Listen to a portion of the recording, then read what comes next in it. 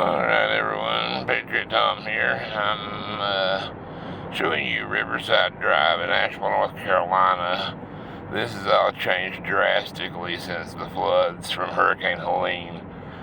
I do have to say it was a nightmare of a time.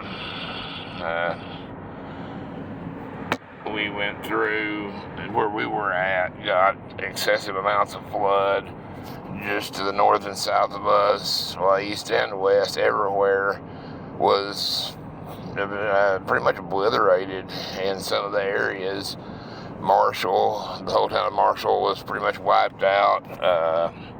Swannanoa was extremely bad shape. Swannanoa River was destroyed. All the area around the Swannanoa River was.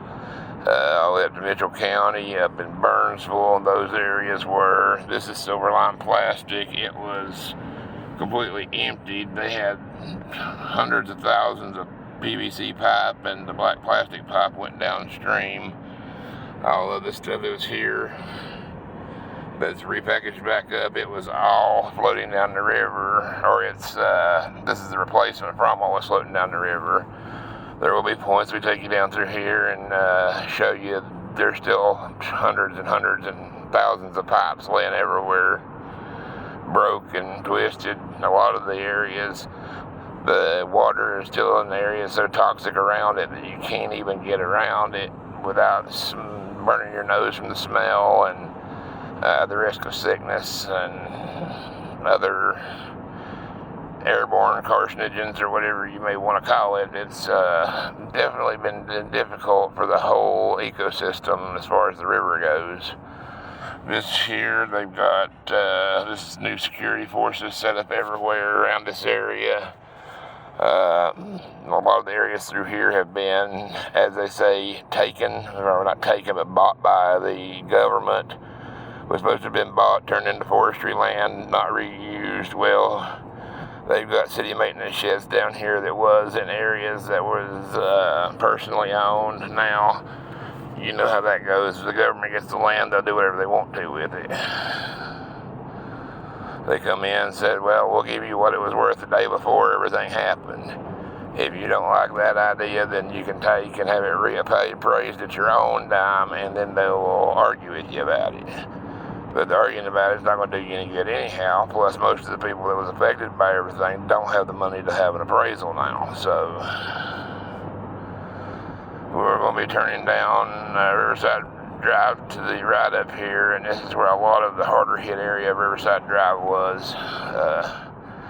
Lyman Street and those areas was just catastrophically, might as well say annihilated, because blocks and blocks of buildings that had been there for years, ever since I was small. I'm in my 40s now, and I can remember barely being old enough to remember, and these buildings still being there. Tobacco warehouses and Pamela World. It was one of the stays from there that had been, they turned it into, I believe, a wine bar. It's completely gone. Doesn't even exist anymore. The White Duck Taco that was right up here, which used to be the Asheville Auto Auction, it is completely gone. It changed the entire structure of everything around here. Nothing to these areas is at all the same. When you get up through here, even the areas that's just land that was there, it was growed up, a lot of undergrowth and brush and such, and it's all stripped. I mean, yep, the area around Asheville Waste Paper, there's like 15 or 16 semi-trailers piled up in a pile right there still. This here is some of the devastation still from just the starts of it that you'll see as we get up through here. Piles and piles of stuff on the side of the road. They've started back with some of these places, like right here, it used to be Shakey's Bar on the right-hand side. It is now gone completely. This is the remnants right there of Shakey's Bar. There's two vehicles that was flooded through the flood, a Jeep and a Ford truck. And up through here you see now it's just swamp land that's here, and This was all undergrowth all the way back to nearly the pavement here, so this is up here where the Pearson Bridge is at. This was all flooded. This here, the water level was up within 2 feet of that interstate up there to the left, up high. You can see right in here, within probably 2 feet of that's how high this water level was. The river is over here to the right of us, so that tells you it took there's more stuff that's just been piled to the side, but for it to be that high, that's millions, probably billions of gallons of water coming through here at a time. As we come into this area, here's where starts a lot of the more devastating area.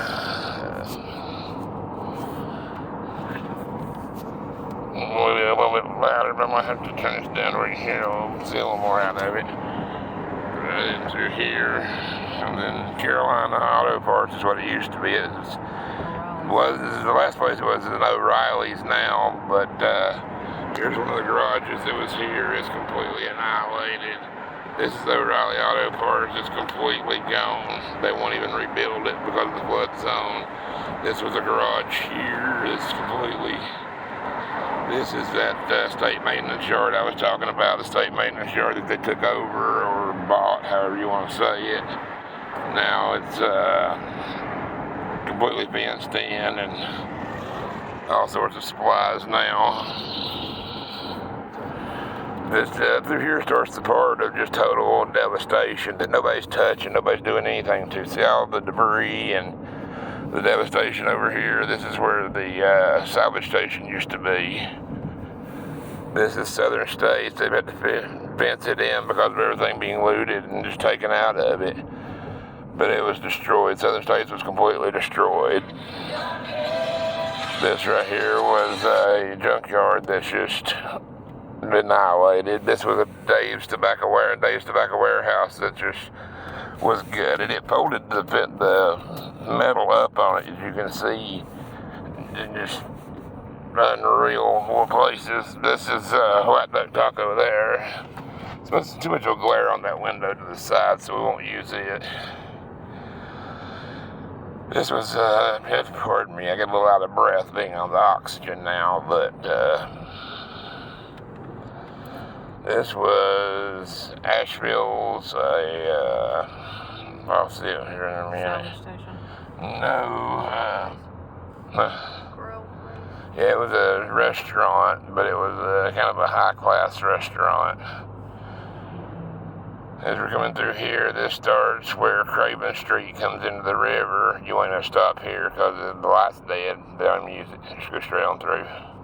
Oh, well, there is a stop sign there now, isn't there? There's a stop sign. They didn't have a stop sign there just a little while back for it. How about I got you a stop sign ticket? Thanks, but I'll pass on that. This is where Craven Street was destroyed at. We're going toward that side mirror because it's just so dirty. Side window. It just got dust and debris on it. Through here, all this was the old ice plant. It's gone now. You can see right here where it just imploded upon itself with the flood coming through. Through here, they've had to fence off certain areas because of it being so much devastation. Going through this area here.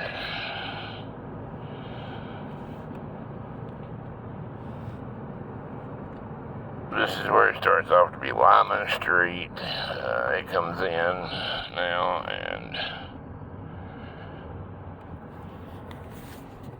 there's a lot of places through here that it has changed off to and just completely gone now because of, you can still see water that builds in the areas. This was never a good place to be during flooding. It was always flood prone, even during just slight floods. Over to the left is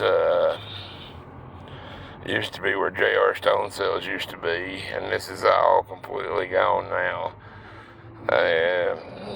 Morgan Oil was here in this area. It's completely gone. The Morgan Oil tankers was going downstream at one point right through from here. You can see where the tanks come off and was going downstream. That's a semi-trailer flipped over on its side. This was the Asheville waste paper / river dyeing and finish, and it's completely wiped out. This is the Asheville waste paper area where, right here, if you'll look in front of you, there's like 15 or 16 semi-trailers just piled right in there from where the flood just brought it down and piled it up. This used to be tobacco warehouses that are, you can see everything just had to be bulldozed up and just gone. This is a tobacco warehouse that was folded in upon itself there. This was areas here where it used to be the candle station and a dog training area. All of that was just wiped out. Water was up probably, from the looks of everything, 4 to 5 feet above the road here. There's a bit of debris there from the buildings. There was a garage here that was completely gone now. They put that in place of it where the paneling world used to be. All of that's completely gone now.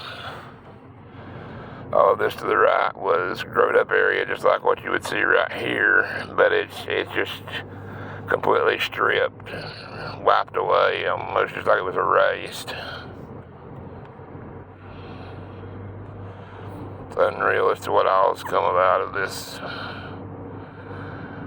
But yeah, while we're in this area here, I can give everybody a little idea of what all's going on. This is Asheville, North Carolina, where the Hurricane Helene, one of the areas that the flooding was at. Not really much you can say about it. It's just, the devastation is what it is. It shows.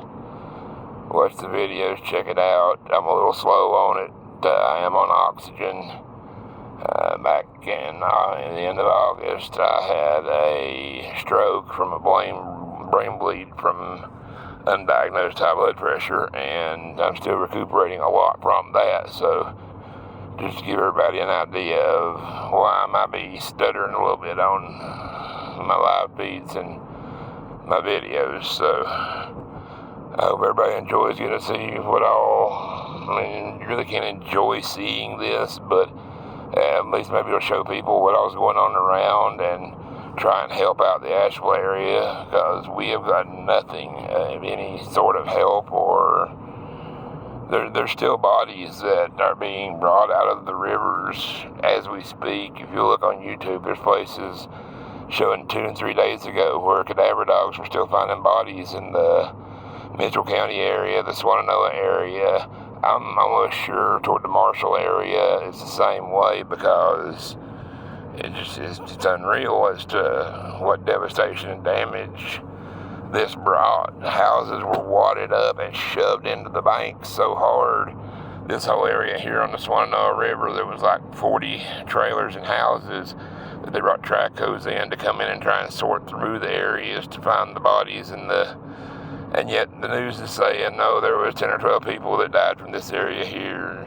There was a lot more than that. I'm sorry. There's no way you can make me believe otherwise. When this first went on, I seen live videos showing people with bodies going down the river, with people screaming for help that you could see just disappearing into the night from the flooding areas. It was absolutely bone-chilling. You can't even begin to think of those feelings and know how helpless you are to be able to do anything for anyone. It's just, the only thing we can do now is try and help those that are still here and do what we can for them. I've tried to help out what I can, but like I said, I've just got out of the hospital when all this happened, and it took out, we just stocked up our freezer for winter and had it in the freezer that was pretty much full of meat. Gone completely. FEMA told us they was going to help us out. They'd be here. Oh, they was going to do. Well, that nobody's seen hiding their hair of them. They ain't done nothing. The same thing everybody's been told from FEMA. Well, everyone, I'm going to end this video here. I've got a couple of things to do. I'll get this posted on the YouTube and let everybody check it out. I hope y'all enjoy. If you do, hit that like button, share, subscribe. Don't cost nothing. It just helps us get the word out and find more people to maybe like our content. I hope y'all have a great evening, and we will be back in touch soon. I'm going to try and do a live feed every couple of days or so, and videos every couple of days or so, if not daily. That's what I'm going to try for. So if you like it, subscribe, check it out. We will keep in touch. Okay, now where do I God go? bless.